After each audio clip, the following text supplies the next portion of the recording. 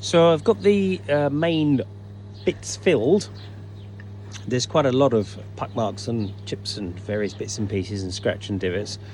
What I'm going to probably do after this is give it a little bit of a rub down with a nice fine grit sandpaper, just to bring everything back into a flat sort of surface.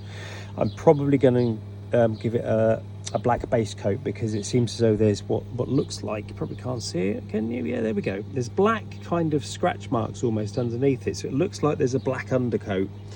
I don't know if this is kind of trying to make it look like it's marble or something else, so I'll probably give it a little matte undercoat, black matte undercoat, once I've rubbed it down. And I will probably see if we can go another nice dark green to go over the top of that. And as I said, this is going to be the nice gilded gold on there. I'm going to see what I can restore with these. Some of these, they're not too bad, and we did agree that we were going to keep some of the aged sort of distressed look going on with it. So I think some of these little puck marks and bits and pieces we'll leave in, but we will give it a nice fresh coat of paint as well, so it's going to look quite nice. And we'll see where we go tomorrow. See, that's a nice big chunk. I might just paint over that one just to show some of the old distressed repaired type signs, because it's got some age to it, this, and I think it's quite nice to keep its identity. So it's the day after the filling. I've rubbed the stem down. I'm going to put a base coat of black on to see where we're going with all those repairs, and we'll go from there with the green. What a change.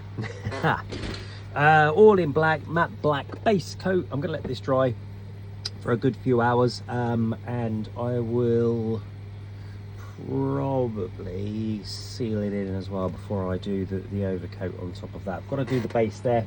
I'm just going to pop it onto my spinning wheel so I can turn that and finish off the base, and then it'll be on to the next stage. Repairs have done really well though, so I'm quite pleased with that. It's quite interesting, it actually brings out more of that, come on, into there, detail of what's in there. Kind of some kind of pressed, it's not a carving, it's like it's been pressed in. This is on my very technical spraying wall.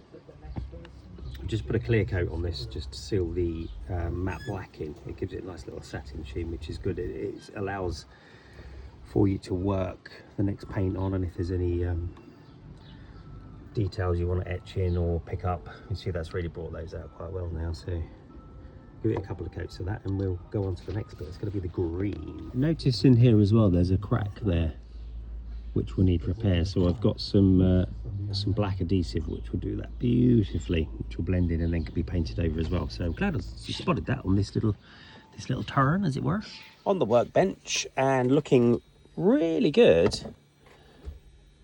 So a few coats of the lovely green. We've put some gilded gold on, and that's going to have at least another one coat, possibly two. And I'm ready to rebuild. I'm really pleased with this. Possibly not going to put any of the markings on there because I think it's going to be overkill. I think it looks really nice. And with the advice as well from my wonderful wife, who is the Knotting Bunny, who you may have come across in the crochet world, has also said, it was basically said that this will be overkill if we go too many bits and pieces along here. So I always listen to my wife because she knows. But this is going really well. Okay, so decisions have been made and top coat of the green has been done, slightly different shade.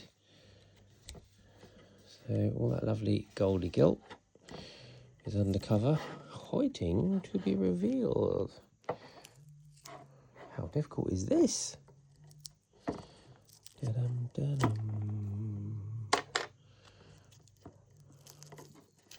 Definitely should have brought the stand in for the phone to do the... Should we move on? Oh, that's better. Okay, that's a little bit better. Okay, we'll do a little video once we've unwrapped it all, but you get the gist. We're now revealing final colours. And once more exposed. It looks quite nice, doesn't it? I like it. That's looking a lot better. So masking tape has come off. And there are a few touch-ups, bits and pieces. We need to do some more of the gilding paint, but yeah, it's looking quite nice. back to the normal. We've had a bank holiday. It's been beautiful. That's most unusual for this country.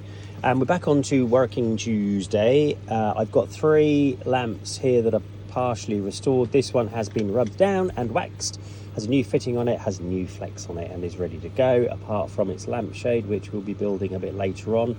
This one is similar. It's been rubbed down. It's going to be waxed, and we'll do the same sort of fitting on that. We'll have a lampshade on that one. This is the one that's been in process over the last probably week now. So we're back to the colours, having spoken to my client about what it is they wanted. So this is pretty much as it was before. I managed to make the stencils of the fleur de lis, and I've been deliberately lax in not making them crisp lines because it kind of looks still a bit weathered. And if you can probably see in some of the light here, I've gone, as we agreed, we'd leave some bumps and divots and things in it.